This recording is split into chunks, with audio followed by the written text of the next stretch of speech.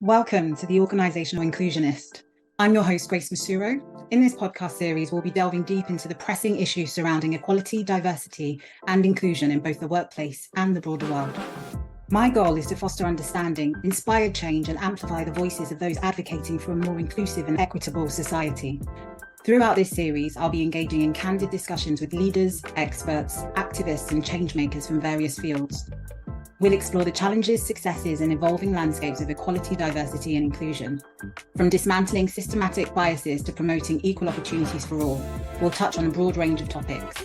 But we won't stop at discussing problems. We'll actively seek out solutions and actionable steps to drive positive change. Our aim is to inspire and empower you, our listeners, to take an active role in making the world a better place for everyone. This is the Organisational Inclusionist. Let's get started. Hello, everyone. Welcome to this episode of the Organisational Inclusionist. My name is Grace Mosuro, and I am joined today by Leon Burns. Leon, I'm going to get you to introduce yourself shortly to everyone, but thank you so much for joining me. Absolutely. I know it's 2 p.m. over here in the UK. What time is it over there for you? It is 9 a.m. over here. Pulling it together, but hey, we're here. No, I really appreciate it. Obviously, we connected via LinkedIn, and I've seen a lot of the work that you do in the States in progressing diversity, equality, and inclusion and belonging. And I think what I love about what you do is it's very much about generations to come and the legacy that we leave behind. So I thought it was really important to kind of get you on and to really talk about the work that you do, but also why the work that we do in general is still so important. So before we get stuck in, I'd love it if you could please introduce yourself to our listeners. So who is Leon Burns and what do you do? Absolutely.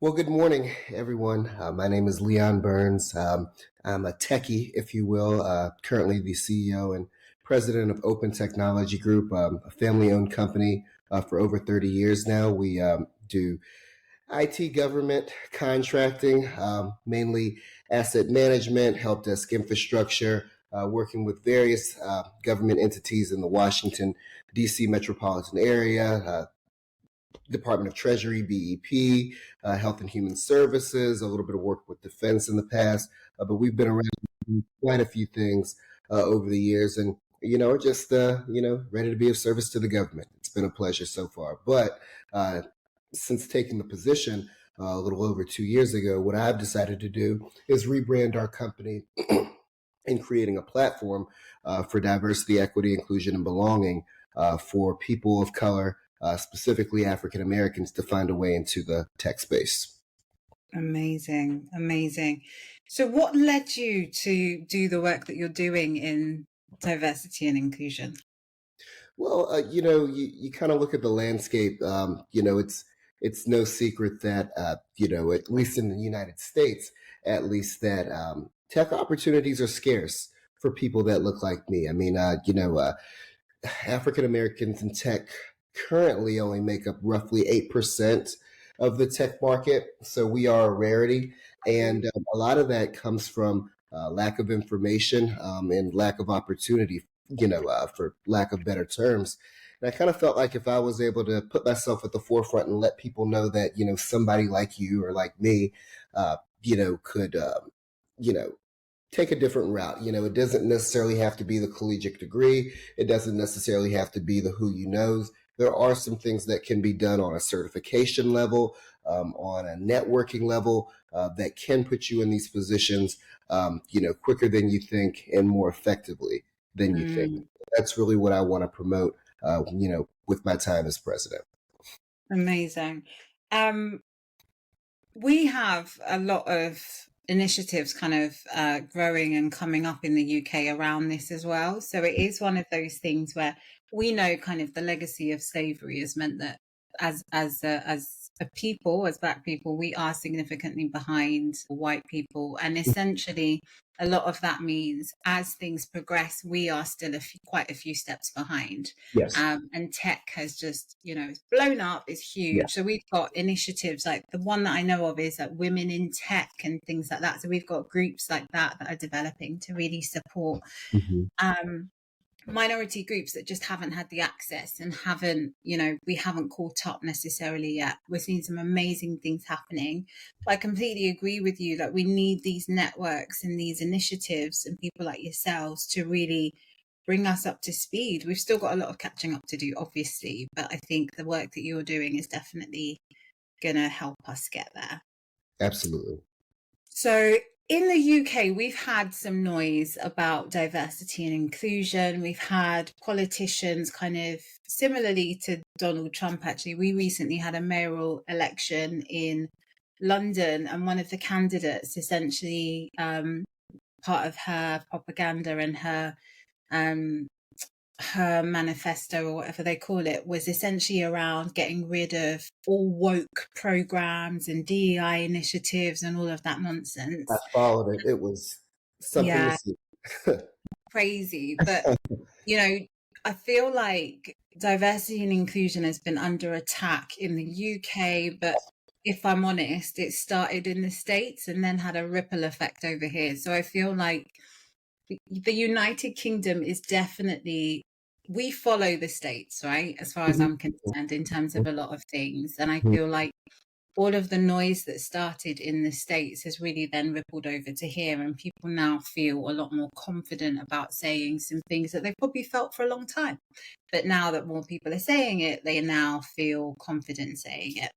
Absolutely. But what do you think has led to just the audacity that people have had in the States in saying some of the things that they've been saying about diversity and inclusion, but also in doing some of the things that they've been doing as well? So, to your point, a lot of this started with, President Donald Trump, going all the way back to, dare I even say, 2014, before he got elected in 2016, where, most of us believe that, he kind of ran, more so as a propaganda, hey, let's just kind of see where this goes. And I think then he started to really see how much he appealed to a lot of America, particularly rural America, that had seen quite a few of the blue collar jobs go to minorities. And the thing about privilege is that it's intended to be invisible, and so when you have it, you really don't know, a, what you can do with it, and b, what exactly it is. And so you have somebody coming to your front door and saying, hey, something that you can't see or touch is leaving you. You don't really think about what it is. You just heard the leaving part. And so I think it really put people in a defensive stance, to, take a moment to, follow somebody who said that they would protect them from losing rights that they didn't even know that they had. When in reality, that's not true. Helping somebody, into your space, particularly the tech space, does not mean giving up yours. And I think that's the part that, is being left out of all this. It's become more of a, hey, let's close the door while we have an opportunity, instead of, hey, let's invite people into the space and see, where they can be utilized to the best of their ability. It's unfortunate, but you can kind of tell how a lot of the companies over here, at least, have decided to kind of like slow off the DEI, campaigns, because I mean, in some instance, I guess, some people will say that it's relatively deafening because, you don't stop hearing about it. But, on our side, we don't really have a choice because it's something that can easily be forgotten, easily be overlooked.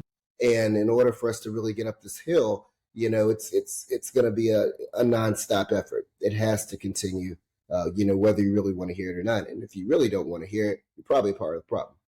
Yeah, exactly. So I agree with you. I say, and I hear it said a lot, and I say it a lot. This scarcity mindset that people seem to have around, well, if I give you access to this, it means then I lose some access. It's really, like you said, privilege is invisible. There is no way you can lose the privilege that you were born with. Like, it's actually Absolutely. impossible. You will always walk through life having that. Like, I will go to Africa or to the Caribbean and still see white people treated differently to the way I'm treated, even though I look like everyone that's there. Mm-hmm. That is a privilege that will never go away. And I think people Great. just need to understand that. However, people's lives are impacted by a lack of privilege. And we're talking about how do we change people's lives without, taking away from yours, because yours is Right. always going to be fine. Right. Right. Right. um, so thinking then about just how scared people are, right? So I've got a post coming out on LinkedIn tomorrow that is going to probably rile some people up. And then for some Can't people, wait. for some people, it's going to get them thinking. But it's essentially it's a challenge to people that are against diversity and inclusion. And it's essentially saying, are you against it because you don't feel like you've earned your position?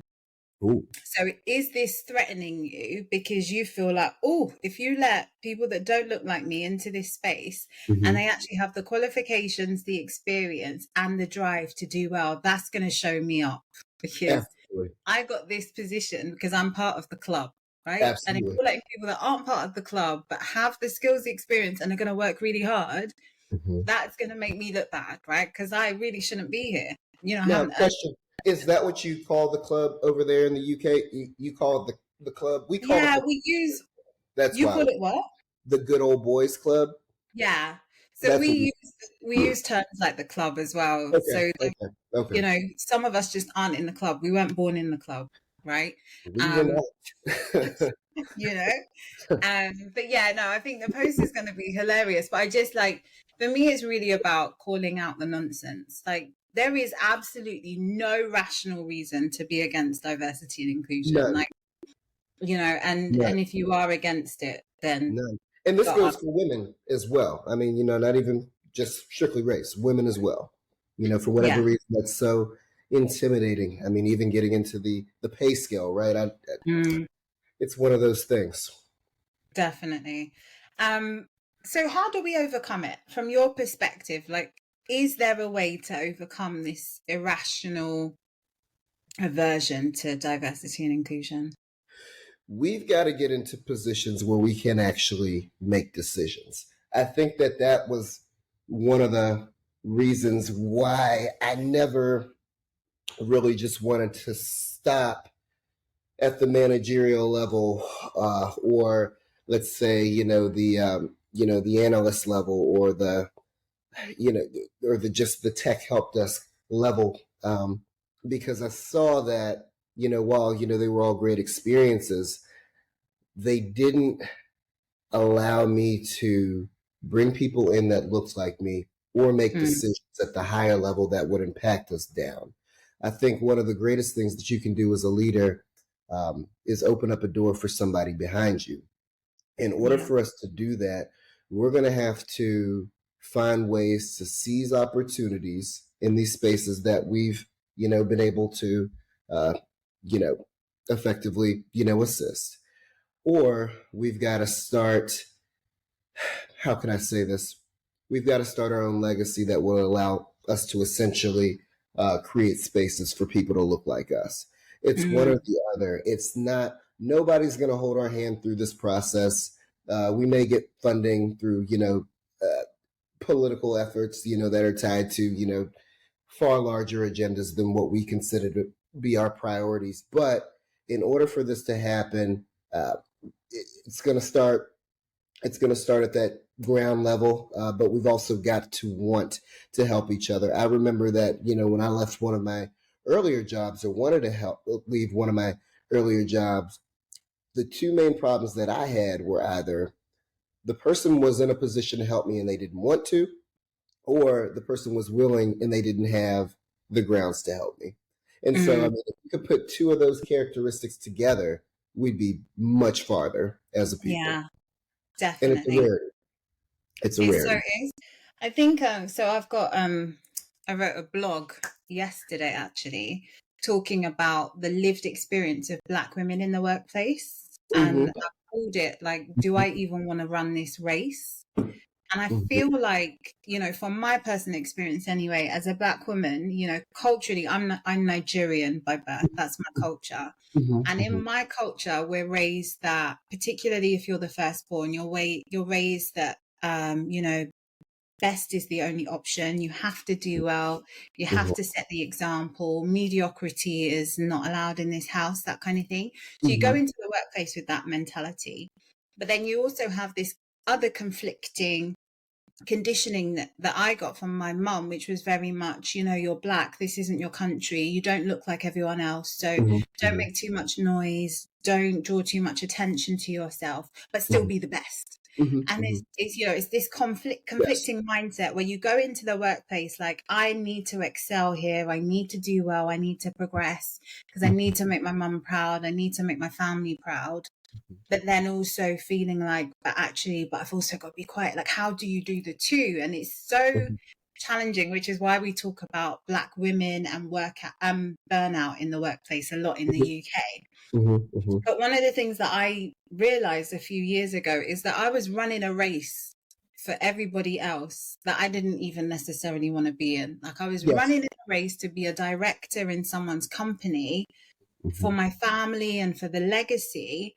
And I realized that I was very much doing it because I've got a little girl, my daughter's 12 years old, and I do the work that I do today, which is obviously educating organizations and workplaces about inclusion and how they create inclusive places. But I had to realize that actually the race that I wanted to run didn't involve being a director in somebody else's company. My race is about how do I create a space where when my daughter enters the world of work, she doesn't have any of the barriers that I had as I was coming up. And I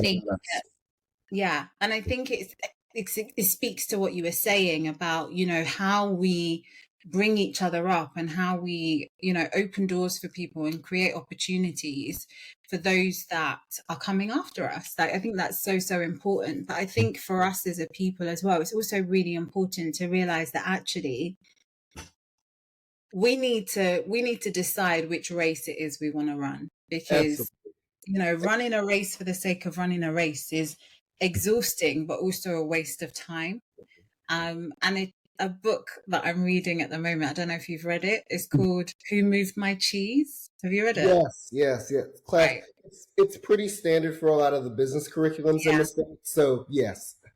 So I'm reading it again, and I love that book because it is so important in getting us to understand like the races that we're running and what those different races look like and why are we in it and what do we want from our careers and from our lives.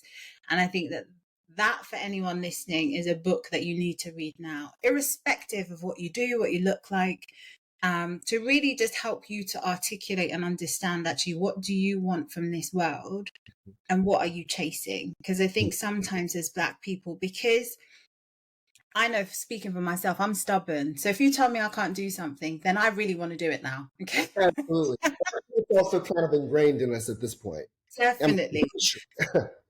Definitely. So it's kind of this drive to be like, why won't you let me in the room? I'm capable. So therefore, now I really am going to show you that I should be in this room. I'm going to work my bum off to be in that room. And Absolutely. I think sometimes, we need to take some time to really think about, actually, do I want to be in this room? Is this room going to serve me, or do I want to create my own room? One of the things I'm also very conscious of is we obviously have challenges around diversity and inclusion in the UK, but they are nowhere near as elevated as they are in the States. And I think, and I think that's something that would be so good for our listeners to understand as well is, like, how does it feel for you in the States in terms of just how people speak out about or speak out against diversity and inclusion and just the lived experience of Black people in the States in their career?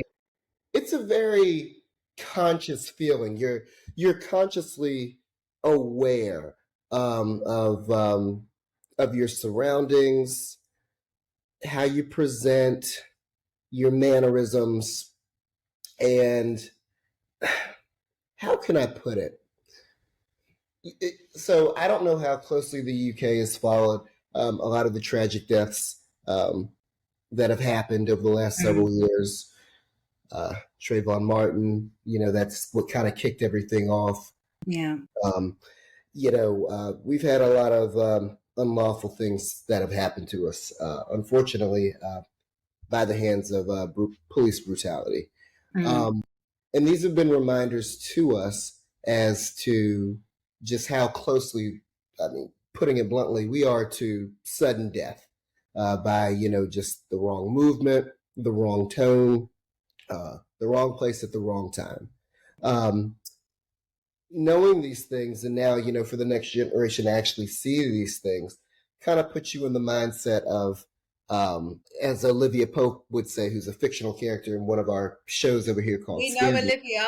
Love Olivia. All right, cool. We know her. Twice as good for half of what they're going to give us. Mm. It's something that she would always say, and that goes to everything. That goes to school. That goes to that goes from the grade level up to the collegiate level. That goes to the workplace, and that goes to the family life as well. It's important for people that look like me to also understand that when they are in these spaces that not many of us are in, we are actually representing our whole race, which is totally unfair, but it kind of is what it is at this point. Yeah. I can't tell you how many, former managers that I've had, along my career who have, asked me, and in some aspects, very innocently, just trying to figure out, more about my background. One of the questions that I always get is, can I swim? I don't know if that's one that you guys get over there. But, in the United States, it's a relatively big thing for, African Americans to be able to swim because we don't have the same access to local pools as, our counterparts do. Things along the lines of, oh man, you're timely at work, or, your work is, your quality is amazing, things like that, but, I'm saying all that to say it makes a huge impact on who else ever comes through that door, because, when, whoever's next in line, if they look like you or have a similar name as you or a similar pronunciation, these things are severely impacted by the work performance of whoever came before you. So it is Yeah. a conscious push and pull effort to, kind of know where you are. I mean, it just kind of is what it is. It's a very conscious effort, 365, from sun up to sundown, at least over here in the States. Very Yeah. conscious. So it's very similar for us here. I think the biggest difference for us is we don't walk around with the fear of sudden death from the police, because our police, unless they're City of London police, do not carry guns. So in the majority of the UK, like, you could get hurt by a baton, or I think they have taser guns or whatever, but they can't kill you. But Gotcha. Oh, unless wow. they That's beat a you huge up, difference. like, yeah, That is a huge difference. definitely. I think we do also, we do leave the house every single day having to be on, like switched on, You have to be on. especially yeah, definitely. And we talk a lot here about, being able to go to work as your authentic self and to show, to be you at work, rather than having to code switch all the time. I don't think we're there yet, if I'm honest. I think that organizations talk about it, and they talk about wanting to create those spaces. But I wouldn't say that people in the UK feel safe enough, or Black people in the UK feel 100% safe enough to completely go to work and be their authentic selves, I would because agree. there's still so much that other races don't understand about Black people, some of our idiosyncrasies, some of the things that we experience on a day-to-day that we can't talk about at work, because that makes people feel uncomfortable. And so we have still got some stuff to do. I think one of the biggest things for me is, we've come a long way in terms of the Black hair movement in the UK. That's So exactly what I'll talk to you about next. yeah, so when I was growing up, like, there was no way I could go to my workplace with locks in my hair. It just, I believe I it. could, yeah, I could get a junior level job, but there was no way in how I was progressing in None. anything I None. was in with locks. None. When I was growing up, it was very much about the relaxer. It was about the long weaves. Like, it was about, how do I assimilate with, the dominant culture in this workplace who don't look like me? I need to wear my hair the same. I need to speak like them. I need to do the things that they enjoy doing. My absolute worst nightmare is going to the pub. I don't know if you know what pubs are. We have pubs in the UK. Bars. Pub is a bar.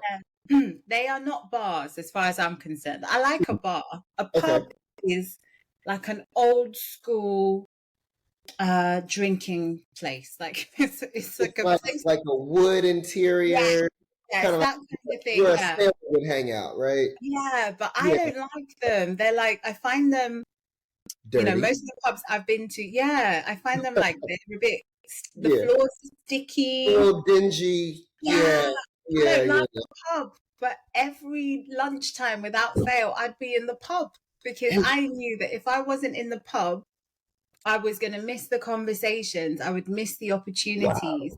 And that's what we talk about when we talk about assimilating and clubs, because you might not be in the club, but you need to be around the club, right? To absolutely. hear and for them to at least see you and to consider you and stuff. So Yes, I think there's definitely a lot of similarities. I think one of the things that we are just very, very aware of in the UK is that we don't we don't fear for our lives in the same way that our Black brothers and sisters do in the United States, and that's that's a something we're beautiful really thing. mindful of. Yeah, That's a definitely. beautiful thing.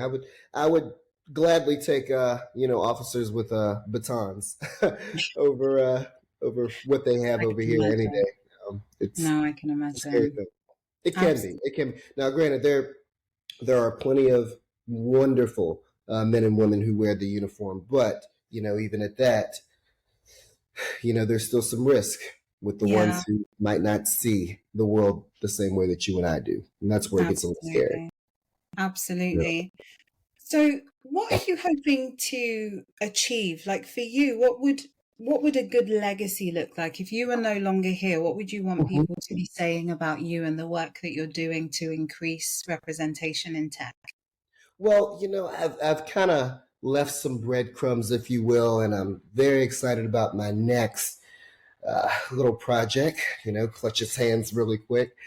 So, as you can see, I'm wearing my alma mater on my sweatshirt here. Uh, the one and only Hampton University, proud graduate, 2012 class. And Love. so, kind of getting into the position that I've been in as the president, I really wanted to make sure that we did something to leave a footprint in tech. And so what I did was establish a $100,000 scholarship for diversity, equity, inclusion for my alma mater called Diversity, Inclusion, and Belonging in Black Tech. And basically, what that would do is give students a $2,500 scholarship per semester to be a part of this program. I'm only going to select 5 students per semester, but the requirements would be for them to be business management majors with a minor in data science. Now, Amazing. what's the reason behind? Oh, a minor in MIS, Management Information Systems. Now, what is the reason for this? I'm trying to get people that look like us into data science and business analytics spaces. So, Mm, you have to want to pursue a career in business analytics. I don't know how it works over in the UK, but in the United States, we're currently being written out of the algorithms here. Data science is yeah. so important to us. It's healthcare, it's infrastructure, it's educational opportunities. It's just so many things that we'll need access to, but we're not being taken into account into a lot of these analytics, Mm, leading to a lot of bias. yeah. And the way that it's being presented to us is, hey, these are the facts. This says that this district doesn't need this kind of money. Well, did you consider, the welfare? Did you consider, the single parent homes, things like that? And so, in order for us to really get in here and create these infrastructural changes, we need people who also look at the data and say, hey, you need to consider, you know, Yeah. um, the language dialects, these things that simply aren't being taken into account. So my goal is to, by the time this is all said and done, have 20 people who look like us, into these spaces to hopefully make the change, and then hopefully garner the interest of, those young people from my alma mater to push for the data science program that I actually want to turn into a curriculum, so that we can really make an impact in the infrastructure domestically. So it would be a start. Only 6 other HBCUs at this time have data science programs: FAMU, Morehouse, if I'm not mistaken, and the other 4, they call it the 6 data schools of, something like that. But, we want to be a part of it. And so, I'm pushing, hopefully, to speak with the president by the end of the year about it. But really, really looking forward to this effort. That's really what I want my legacy to be. Amazing. Yeah. No, we do have the same issues here around artificial intelligence and the inputs not looking like us, so therefore they don't consider us. And I'm also really passionate about that. So looking at actually how do we change this and how do we make them more representative, especially as we move more and more towards relying on AI to do pretty much everything. Absolutely. My biggest It's happening right now. Yeah. Right My biggest concern is if more of us don't get involved in the inputs, then we are going to get left behind, and we just can't allow that. So what would you say to anyone thinking about championing diversity and inclusion, thinking it's actually right now there's too much noise, it's too difficult, I don't want to do this anymore? What would you say to anyone thinking or feeling like that? I would say that you're human. Fatigue is real, but you've got to make a very conscious decision as to whether life is about you or others. Yeah. That's really what it comes down to. And, and I can respect somebody who says, hey, I want to live out the rest of my days, on my farm, unbothered. That is totally your prerogative. But, I would also ask, when, your time comes, are you going to be comfortable knowing that you didn't do anything to help, the younger you? In whatever capacity it was, are you going to be comfortable with that? And if you are, so be it. But if not, take every day as an opportunity to not only make the world better, but to, help your team, if you will. Help your team, get to different levels, create access to different opportunities, and ultimately make the world a better place. This is a beautiful opportunity for us to be seen in the greatest of lights, regardless of what the pushback is on the other side or what doors may have been closed. If we've got to build our own door, let's go ahead and do that. But, let's create, let's take the moment to showcase what we can really do, because we are exceptional in every right. But I think we need more of an opportunity to be seen, and we can create that and seize the moment. Definitely. So how do people follow you or connect with you, Leon? How do they keep up with what you're Let's see here. You can follow me on LinkedIn, linkedin.com/Leon M. Burns, or you can follow my website, leonmburns.com. That's really it for right now. You can always check out my company's website if you're in the DMV area, District of Columbia area, for those that aren't familiar. OTGHQ.com, Open Technology Group, is the company that I'm the president of. And, if you work in government spaces, we'd love to have a conversation with you and see what we can do. Amazing. Leon, thank you so much for joining me today and for sharing just like all the amazing work you're doing, but also the experience of Black people in the States. I know you can't obviously speak for everyone, but just your insights has been really, really useful. So thank you. It has been a pleasure having you. It's been a pleasure. Looking forward to seeing you in the States. Come by sometimes. It's a good time over here. I'm coming to New York in the summer, actually. Awesome. When you're in the district, let me know. I will. Thank you so much, Lisa. It's a pleasure. Be safe. This podcast is brought to you by Acquaintance Consulting.